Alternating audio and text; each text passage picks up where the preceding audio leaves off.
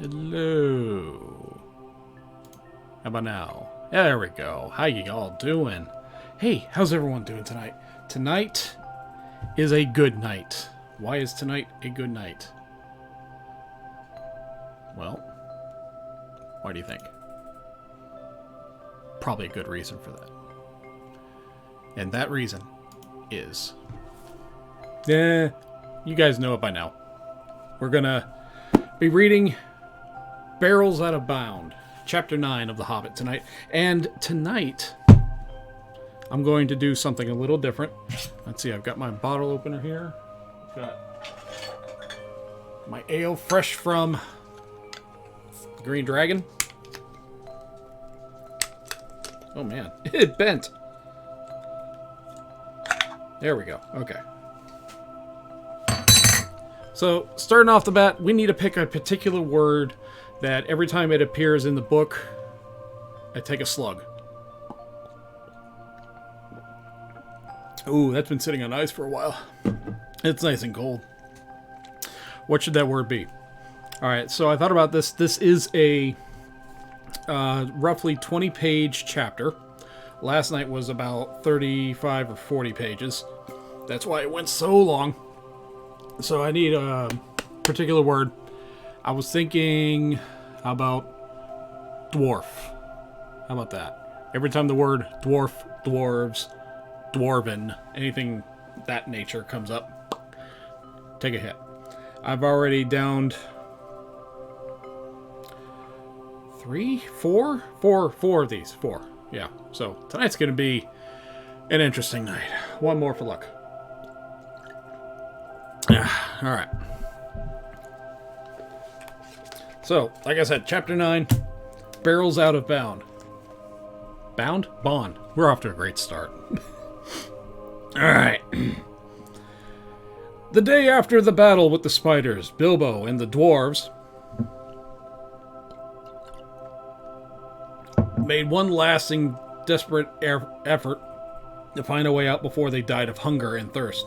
They got up and staggered in a direction which 8 out of 13 of them guessed to be the one which the path lay. But they never found out if they were right. Such day as ever was, the forest was fading once more into blackness of night. If you don't remember, this forest, pitch black at night. Suddenly, out sprang the light of many torches all around them, with hundreds of red stars. Out leaped wood elves, with their bows and spears, and called the dwarves to halt. There was no thought of fight. Even if the dwarves had not been in such a state, they were actually glad to be captured. Their small knives, the only weapons they had, would have been no use against the arrows of the elves, and they could hit a bird's eye in the dark. So they simply stopped dead and sat down and waited. All except for Bilbo, who popped up on his ring and slipped up quietly to one side. That is why, when the elves bound the dwarves in a long line, one behind the other, and counted them, they never found or counted the Hobbit. I think the word dwarves was a bad choice to take a shot of beer every time, but we'll see. I also got a little bit of water here, just to be safe. This will help wash it down. Nor did they hear or feel him trotting along well behind their torchlight as they led off their prisoners into the forest. Each dwarf was blindfolded. But that did not make such a difference. For even Bilbo, with the use of his eyes, could not see where they were going, and neither he nor the others knew where they had started from anyway. Bilbo had all he could do to keep up with the torches, for the elves were making the dwarves go as fast as they ever could. Sick and weary as they were, the king had ordered them to make haste. Suddenly the torches stopped, and the Hobbit had just time to catch up before they began to cross the bridge. This was the bridge. I'm going to be burping a lot. I apologize in advance. Suddenly the torches stopped, and the Hobbit had just time to catch them up catch up to them just before crossing the bridge. Did I read that already? I might have. This is the bridge that led across the river to the king's doors. The water flowed dark and swift and strong breath in all the far end of the gate before the mouth of a huge cave that ran into the side of a steep slope with trees. There, the great beaches came right down to the bank till their feet were in a stream. Now, little heads up. When I drink anything, basically, with has sugar or not, my jowls get a little... So I apologize again in advance for that. Across the bridge, the elves thrust their prisoners, but Bilbo hesitated in the rear. He did not like all the look of the cavern mouth, and he only made up his mind not to desert his friends just in time to scuttle over at the heels of the last elf. Excuse me. Just before the great gates of the king closed behind them with a clang. Maybe I should move this a little closer. I don't know if I'm going to lose any mental capacity here. Inside, the passages were lit with red torchlight, and the elf guards sang as they marched along the twisting, crossing, and echoing paths. These were not like those of the goblin cities. They were smaller, less deep, underground, and filled with cleaner air. In the great hall, with pillars hewn out of the living stone, sat the elven king on a chair of carved wood. On his head was a crown of berries and red leaves, for the autumn was come again. In the spring, he wore a crown of woodland flowers. In his hand he held a carven staff of oak. The prisoners had brought before him, and though he looked grimly at them, he told his men to unbind them, for they were ragged and weary. "Besides, they need no ropes in here," said he. "There is no escape from my magic doors and those who are once brought inside." Long and searchingly he questioned the dwarves about their doings, and where they were going to, and where they were coming from.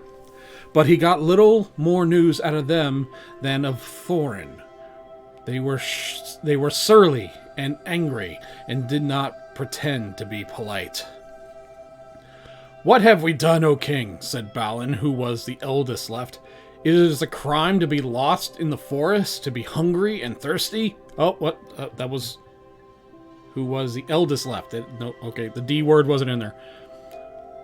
Hungry and thirsty, be trapped by spiders. Are the spiders your tame beast, if your pets, if killing them makes you angry?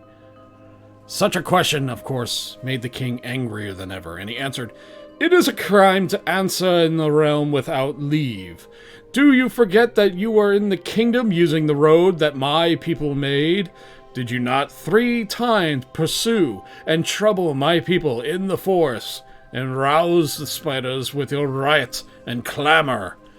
After all the disturbance you have made, I have the right to know what brings you here, and if you will not tell me now, I will keep you all in prison until you have learned sense and manners." Then I'm giving him a high uppity voice because he's an elf. Then he ordered the dwarves each... Oh, D word. He ordered the dwarves each to be put in separate cells and given food and drink, but not allowed to pass the doors of their little prisons until one at least them was willing to tell him all he wanted to know. He did not tell them that Thorin was also a prisoner with him. It was Bilbo who found that out. Let's get some water. Poor Mr. Baggins. It was a weary long time that he lived in that place all alone, and always in hiding, never daring to take his ring off, hardly daring to sleep, even tucked away in the darkest and remote corners he could find. For something to do, he took to wandering about the Elven King's palace. Magic shut the gates. He could sometimes get out if he was quick. Companies of the Wood Elves, sometimes with the king at their head, would from time to time ride out to hunt or to other business in the woods and the lands of the east. Hey, jackass, how you doing? Yep, I'm drinking with every time I say the word dwarf. So, this is, and I'm already a couple in. Then if Bilbo was very nimble, he could just slip out, or just behind them, though it was a very dangerous thing to do. More than once, he was nearly caught in the doors, and they clashed together when the last elf passed. Yet he did not dare to march along them because of his shadow, although thin and wobbly as it was in torchlight, for fear of being bumped into and discovered. And when he did go out, which was not often, he did no good. He did not wish to desert the dwarves, and indeed, he did not know where in the world to go without them. He could not keep up with the hunting elves all the time they were out, so he never discovered the way out of the woods, and was left to wander miserably in the forest, terrified of losing himself, until a chance of returning. He was hungry, too, outside, for he was no hunter. But inside the caves, he could pick up a living of sort by stealing food from store or table when there was no one at hand. I am like a burglar that can't get away, but must go on miserably burglaring the same house day after day, he thought. This is the dreariest and dullest part of all this wretched, tiresome, uncomfortable adventure. Excuse me. I wish I was back in my hobbit hole with my warm fireside, with the lamp shining. He often wished, too, that he could get a message for help sent to the wizard. But of course, that would be quite impossible. And he soon realized that if anything was to be done, it would have to be done by Mr. Baggins alone and unaided. Eventually, after a week or two of this sneaking sort of life, by following the guards and taking what chances he could, he managed to find out which each dwarf was kept. He managed to find out where... I already read that. He found all 12 cells in different parts of the palace. And all after a time, he got to know his way about very well. What was his surprise one day to overhear some of the guards talking and to learn that there was another dwarf in prison too. In a especially deep, dark place. He guessed at once, of course, that was Thorin. And after a while, he found his guess was right. At last, many difficulties, he managed to find the place where no one was about and to have a word with the chief of the dwarves. Am I gonna puke? Not yet. Although, I just said dwarves.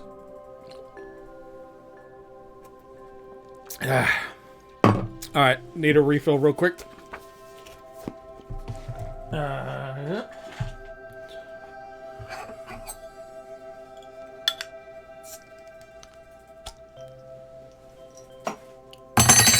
Alright, there's that. Cycle that. Okay. New bottle. New page. So I'm averaging a bottle every page and a half. 2 pages, roughly. Alright, here we go. Thorin was too wretched to be angry any longer at his misfortunes, and he was beginning to think of telling the king all about his treasures and his quest, which shows just how low-spirited he had become. When he heard Bilbo's little voice at the keyhole, he could hardly believe his ears. Soon, however, he made up his mind that he could not be mistaken, and he came to the door and had a long whispered talk with the hobbit on the other side. Yeah, I got a little trash can right over here, ready to go, just in case. Just in case. With a liner. Or a linnet, because we all need linnets in our lives. I'm losing my mind. So it was that Bilbo was able to take secretly Thorin's message to each of the other imprisoned dwarves. That one's not as cold. I wonder why. Telling them that Thorin, their chief, was also in prison close at hand, and that no one was to reveal their errand to the king, not yet, not before Thorin had given the word. For Thorin had taken heart against hearing how the hobbit had rescued his companions from the spiders, and was determined once more not to ransom himself with promises to the king of a share of the treasure, until all hope of escaping in any other way had disappeared. Until, in fact, the remarkable Mr. Invisible Baggins for whom he began to have a very high opinion indeed, had altogether failed to think of something clever. Alright, so earlier he revealed his ability to turn invisible to the dwarves in the forest. Has he, like, pretty much, said, hey, Thorn, I'm invisible, I'm right here. Is that what's going on? Let's water it up. Alright. Oh, the other dwarves quite agreed when they got the message. They all thought their own shares in the treasure, which they were quite regarded as theirs in spirit of plight, and the still unconquered dragon would suffer seriously if the wood elves claimed a part of it, and they all trusted Bilbo. Just what Gandalf had said would happen. You see, perhaps that is the part of his reasoning for going off and leaving them. Bilbo, however, did not feel nearly so hopeful as he did. He did not like being depended on by everyone, and he wished that he had a wizard at hand, but that was no use. Probably all the dark distance of Mirkwood lay between them, and he sat through and thought until his head nearly bust. But no bright idea would come. One invisible ring was a very fine thing, and it was not much good among 14. Excuse me. But of course, as you would guess, he did rescue his friends in the end, and this is how it happened. And then Thorn asked, I thought Bilbo's were already battery powered. I'm going to take a shot just for that. Oh shit, where was I? Okay. One day, nosing and wandering about, Bilbo discovered a very interesting thing. A great gates were not the only entrance to the caves. A stream flowed under part of the lowest region of the palace, and joined the forest river some way further to the east. Beyond the steep slope out which remained a mouth opened, where this underground watercourse came from the hillside, there was a water gate. There was a rocky roof came down close to the surface of the stream. It was particulous, could be dropped right into the bed of the river and prevent anyone from coming in or out that way. But the gate was often open, for a good deal of traffic went out and in by the water gate. If anyone had just come in, they would have found themselves in a dark, rough tunnel leading deep into the heart of the hill. But at one point where it passed under the caves, the roof had been cut away and covered with great oaken trapdoors. They opened upwards into the king's cellars. There stood barrels and barrels and barrels for the wood elves, and especially their king, where they were fond of wine, and no vines grew in these parts. The wine and other goods were brought from far away, from their kinsfolk in the south, or from the vineyards of men in distant lands. Dwarves, dwarves, dwarves, dwarves, dwarves, dwarves, dwarves, dwarves, dwarves. Alright. Yes, dwarves is the magic word. We're taking a shot every time. So far, I'm pretty deep. Hiding behind one of the largest barrels, Bilbo discovered the trapdoors and their use, and lurking there, listening to the talk and the king's servant, he learned how the wine and other goods came up the river or over the land to the long lake. It seemed a town of men still throve there. Throve, that's the word, throve there, built out of bridges far into the water as a protection against enemies of all sorts, and especially against the dragon of the mountain. From Lake Town, the barrels were brought up the forest river. Often they just seemed tied together like big rafts and pulled and rowed up the stream. Sometimes they were loaded on to flatboats. When the barrels were empty and the elves cast them through the trapdoors opened by the water gate, and out the barrels floated onto the stream, bobbing along until they were carried by the current to a place far down the river where the bank jutted out near the very eastern edge of Mirkwood. There they collected and tied together and floated back to Lake Town, where stood close to the point of the forest river flowing into Long Lake. That's 6 shots. Hey, I'll do one for you, okay? Because you tricked me into it.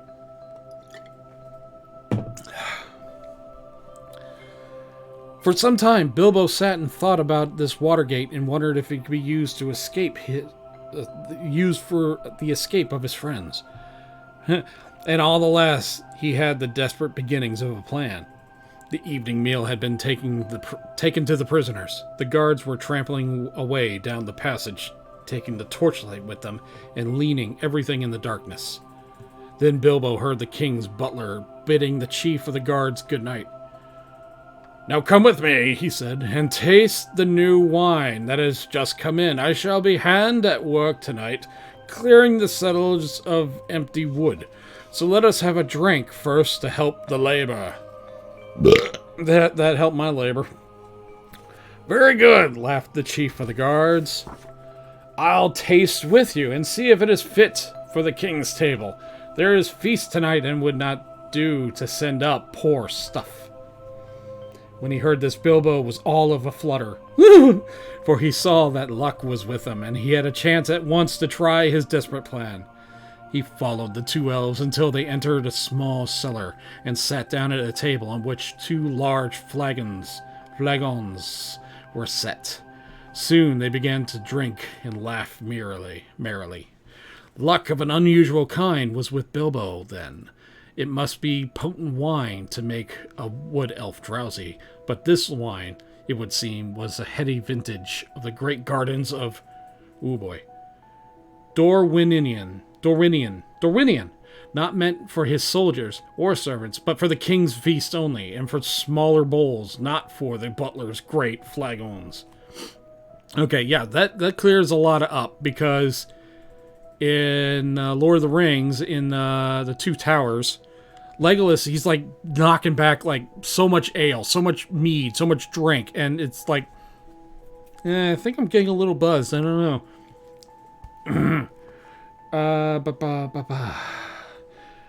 Okay, where was I? Oh shit, I seriously lost my place.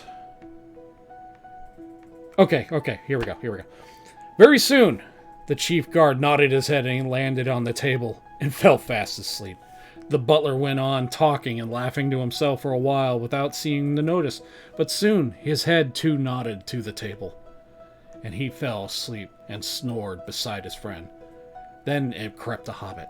Very soon the chief guard had no keys, but Bilbo was trotting as fast as he could along the passage towards the cells. The great bunch seemed very heavy to his arms, and his heart was often in his mouth, in spite of his ring, for he could not prevent the keys from making every now and then a loud clink and clack, which put him all in tremble. First, he unlocked Balin's door, and locked it again carefully as soon as the dwarf was outside. Here comes a lot of drinking, I'm thinking. Balin was most surprised, as you can imagine, but he was glad to get out of his wearisome little stone room, and wanted to stop and ask questions, and know what Bilbo was going to do, and all about it. "No time now," said the Hobbit. "Just follow me. We must all keep together, and not risk getting separated. All of us must escape, or none, and this is our last chance. If this is found out, goodness knows where the king will put you next. With chains on your hands and feet, too, I would expect. Don't argue. That's a good fellow. Bilbo's got some balls here." Then off he went to the door, from door to door, until his following grown to 12. None of them any too nimble with the dark and with the long imprisonment. Bilbo's heart thumped every time one of them bumped into another, or grunted, or whispered in the dark. "Drat this dwarvish racket!"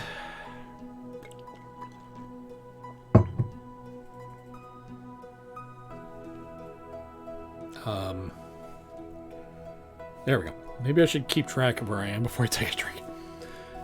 He said to himself, "Drat this dwarvish racket," he said to himself. But all went well, and they met no guards. As a matter of fact, there was a great autumn feast in the woods that night, and in the halls above. Nearly all the king's folk were merrymaking.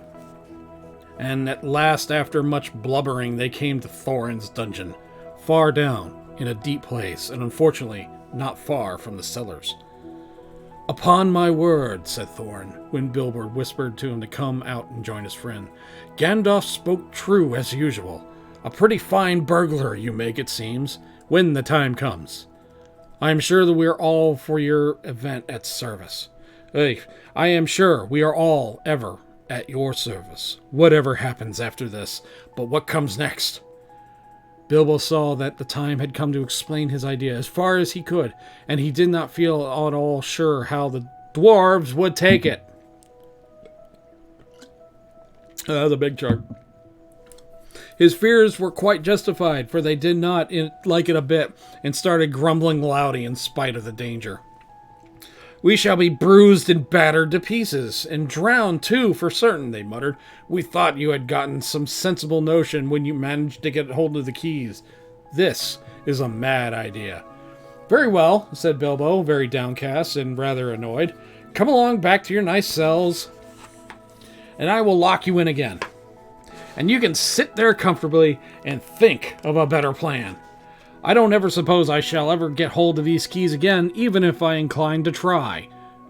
That was too much for them, and they calmed down. In the end, of course, they had just do what Bilbo suggested, because it was obviously impossible for them to try and find their way into the upper halls. I am butchering this classic literature.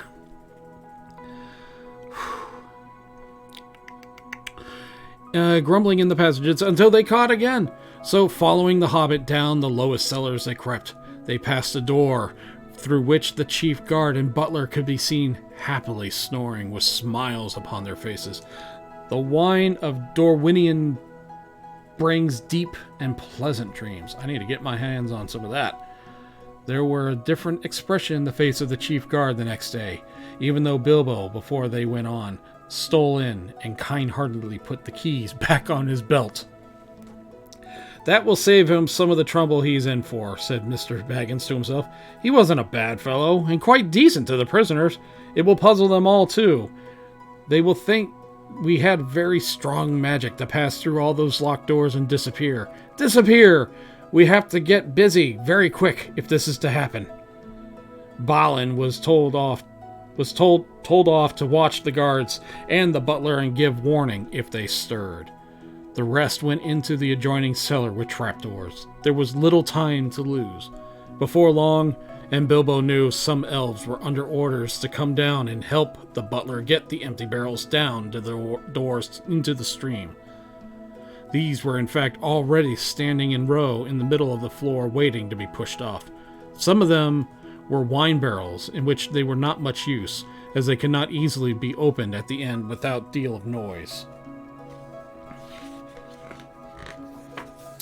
Nor could they ever easily be secured again.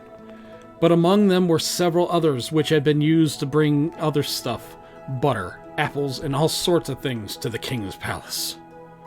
They soon found 13 with room enough for a dwarf in each. The drinks are going to get a little stronger now. Or the sips are going to get a little stronger.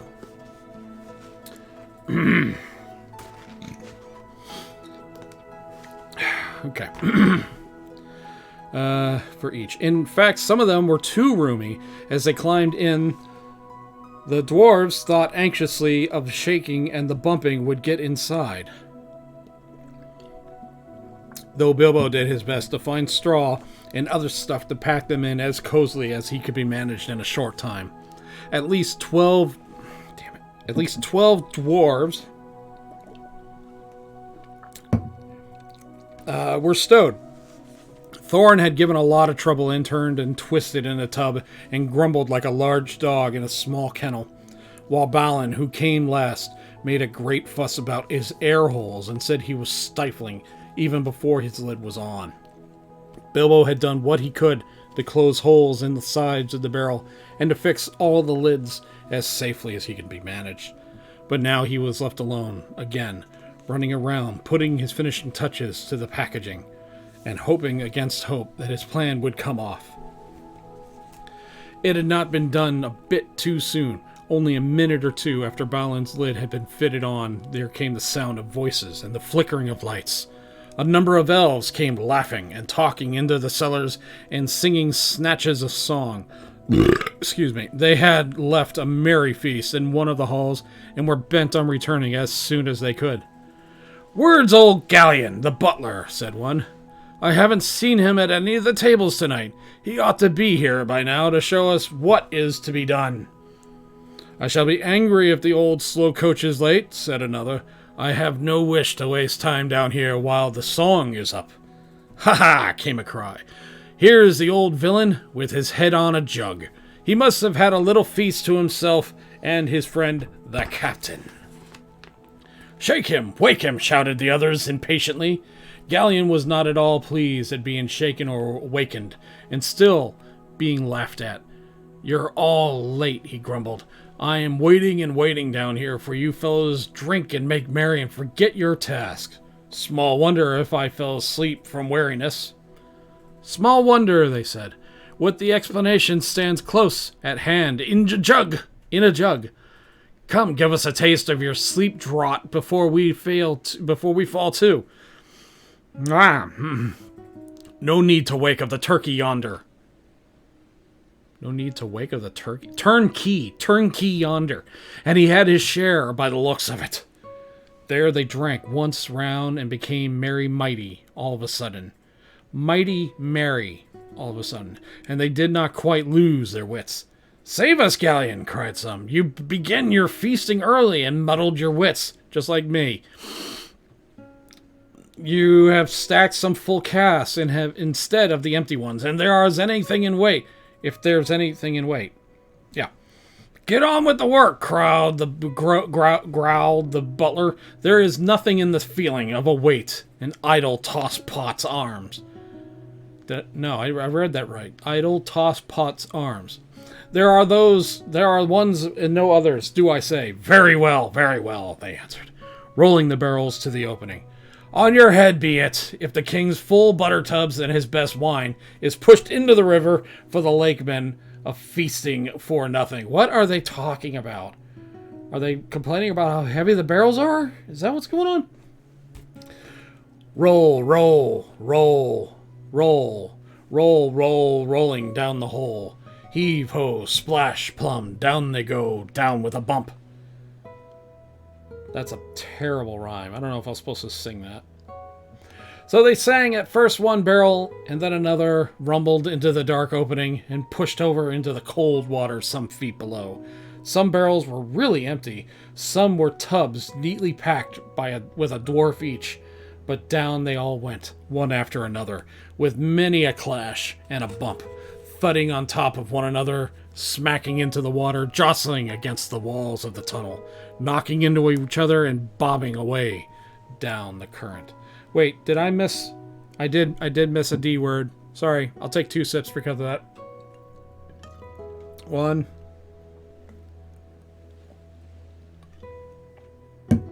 2.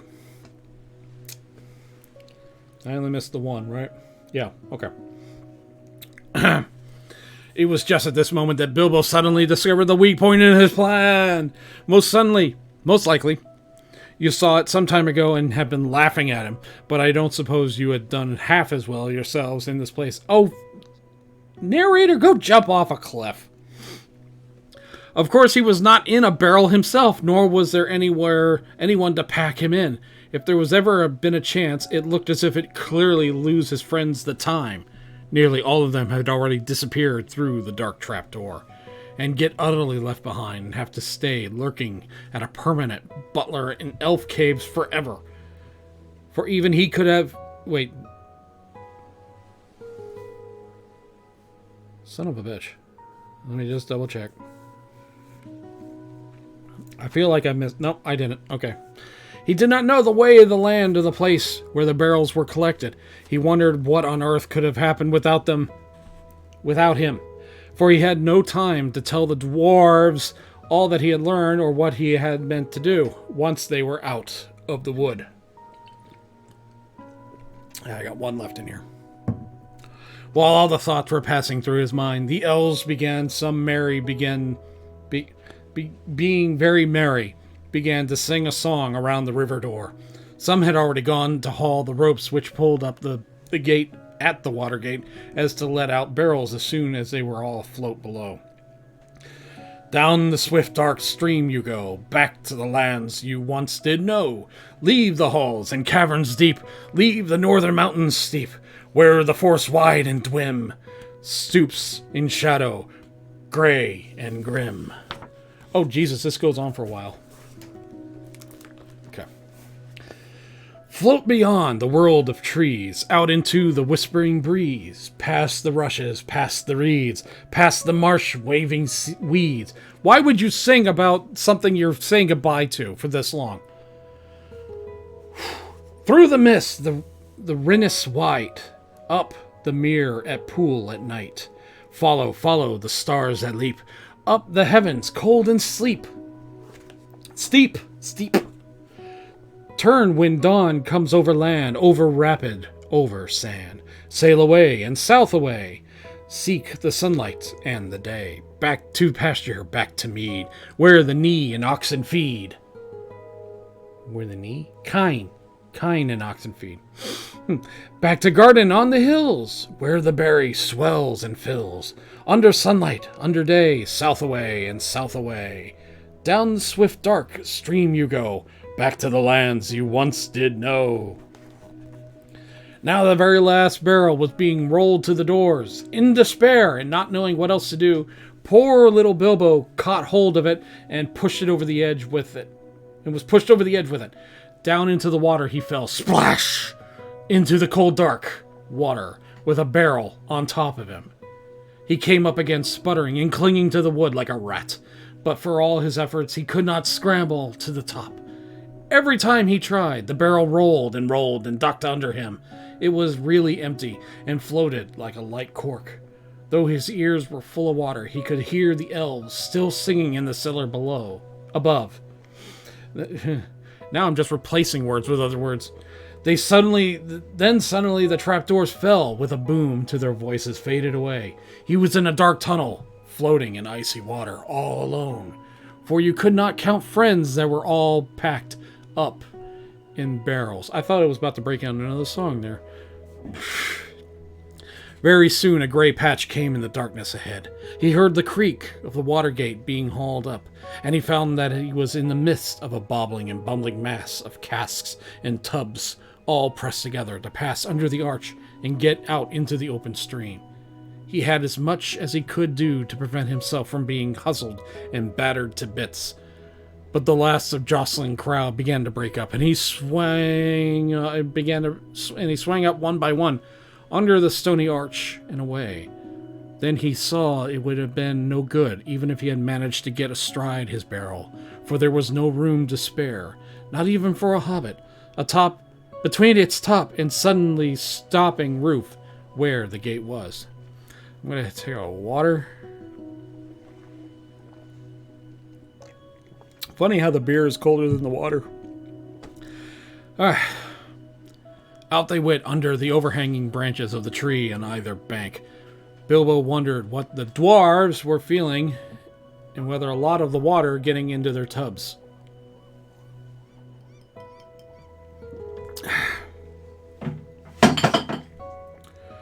Okay. Let me grab another bottle. Into their tubs. Okay. Just memorizing where in the book I am. Alright, there we go. I might die of alcohol poisoning tonight. I'm not quite sure.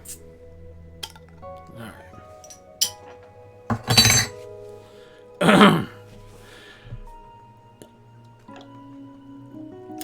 I didn't say the word. Why did I just take a swig? Oh well. Run with it.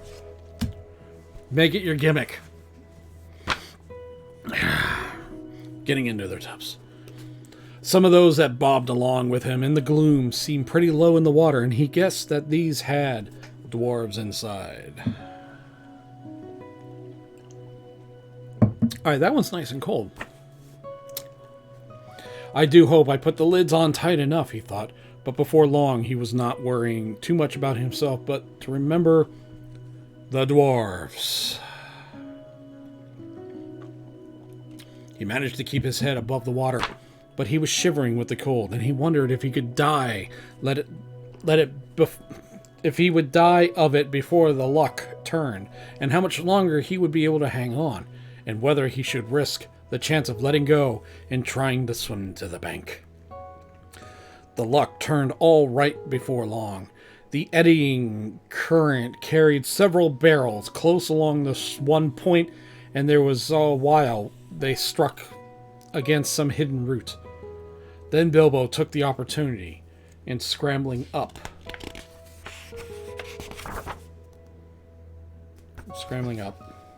the side of his barrel while it had held steadily against another. Up he crawled like a drowned rat and lay on top of the spread out to keep the balance as best he could. The breeze was cold, but better than the water, and he hoped he would not suddenly roll off again, where they started off once more. Before long, the barrels broke free again and turned and twisted down the stream and out into the main current. Then he found it quite as difficult to stick on as he had feared, and he managed it somehow, though it was miserably uncomfortable. Luckily, he was very light, and the barrel was a good big one, and being rather leaky, he now shipped a small amount of water. Shipped a small amount of water.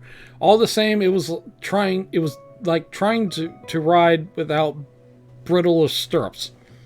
A round belly pony that had always thinking of rolling up in the grass.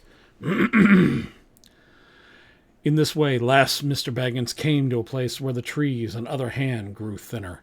He could see the trees on either hand grew thinner. I just read that. He could see the paler sky between them. The dark river opened suddenly wide, and there was joined in the main water of the forest river, flowing down in the haste of the king's great doors. There was a dim sheet of water no longer overshadowed, and it was sliding surface where the dancing and broken reflection of cloud and stars. There we go. Then the hurrying water of the forest river swept the company of caskets and tubs away. In the north bank, which it had eaten out the wide bay. Am I reading poetry? Or is it just... Okay. This had a singly shore under the hanging banks and was well walled at the eastern end by a little jutting cape of hard rocks. On the shallow shores, most of the barrels rang again. Through a few feet on the bump against the stony pier. I usually read much better. Of course, I usually don't have 5 beer. 1, 2, 3, 4, 5, 6 beers in me at this point. There were people on the lookout on the banks. They quickly pulled and pushed all the barrels together into the shallows. When they had counted them and roped them together, they left them till morning. Poor dwarves! That had been a while since a D word, so I'll take another one. Bob, are you a raging alcoholic? Why, yes, I am, but I'm also highly functioning at times.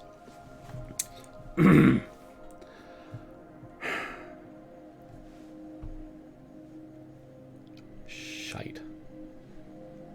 There we go. Bilbo was not badly off now. He slipped from his barrel and waded ashore, and then sneaked along to some huts that he could see near the water's edge. No longer thought twice about picking up a supper uninvited if he got the chance. And he had been obliged to do it for so long, and he knew that only too well it was really hungry, not really politely interested in the dainties of well-filled larder.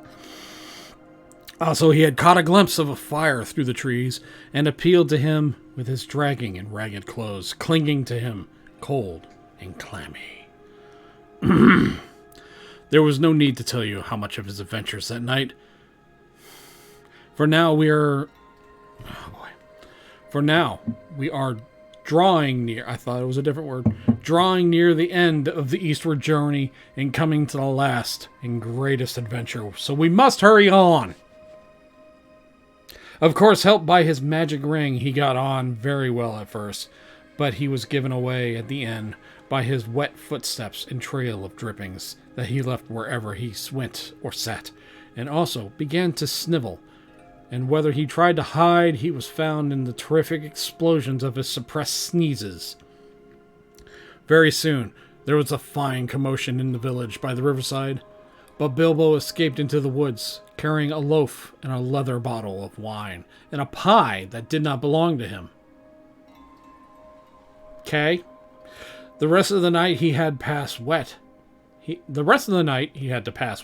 as he was far from a fire, but the bottle helped him do that, and he actually dozed on some dry leaves, even though the year was getting late and the air was chilly.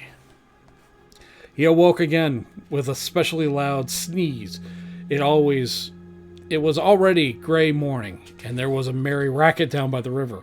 They were making up the raft of barrels, and raft elves would soon be steering it off down the stream to Lake Town. Bilbo sneezed again. Hachoo. That's not in there, I just added that. He was no longer dripping, but he felt cold all over. He scrambled down as far as his stiff legs would take him, and managed just in time to get on the mass of casts without being noticed in the general bustle. Luckily, there was no sun at the time to cast an awkward shadow. For mercy, he did not sneeze again for a good while. There was a mighty pushing of poles. The elves that were standing in the shallow water, heaved and shoved. The barrels are all now lashed together, creaked, and fretted. "This is a heavy load," some grumbled. "They float too deep. Some of these are never empty. If they had come ashore in the daylight, we might have had a look inside," he said. "No time now," cried the raftman. "Shove off!" And off they went at last, slowly at first, until they had passed the point of rock where other elves stood to fend them off with poles, and then quicker and quicker and quicker, as they caught the main stream and went sailing down towards the lake. They had escaped the dungeons of the king and were through the wood, but whether alive or dead still remains. Well, I got through that a little faster than I thought I would. Because last night just took forever. I guess because the story itself just drags on for that particular chapter 8. This was chapter 9. And chapter 8 just seemed to just go on and on. It's like they're describing the forest and how dark it was. It's like, we get it. Move on. And not a lot happened. I mean, yeah, there was a battle with a bunch of giant spiders. But for the most part, it was like, ooh, it's so mystery. It's so dark. And now the real action is starting to go down. And I think... Oh, yeah. Yeah, we're like 2/3 of the way through the entire book. So this is cool. It's a 29-chapter book, I want to say. That sounds about right. About 29, 30 chapters. And we're just now reaching chapter 10. A warm welcome. That is where we're going to pick it up. I don't know. Maybe tomorrow night. Maybe the night after. We'll have to see. This is kind of like around 6 o'clock. I'm like, yeah, I think I'll do a stream tonight. But yeah, that is chapter 9. Barrels Out of Bond. Guys, thank you so much. All of you tuning in. I absolutely love each and last one of you. If you want to go ahead, give me a like. Not because it's going to help me in any way. It does help a little bit, but you know, it boosts my ego a little bit because here I am. I'm burning brain cells for you people. So, guys, again, thank you so much. I wonder if this is like, that much full. I wonder. Let me, yeah, I'm going to do something stupid here. So, just for you guys. I haven't been doing this on the other streams. I don't know if I'm going to do it again. I really don't. Maybe. This reminds me a lot of our St. Patrick's Day episode where we reviewed Boondock Saints, and I got seriously drunk. I think we had like 4 cocktails Corey made for me, and I think by the beginning of the 4th, I was like, alright, that was not a fun night. But here we go. Ready?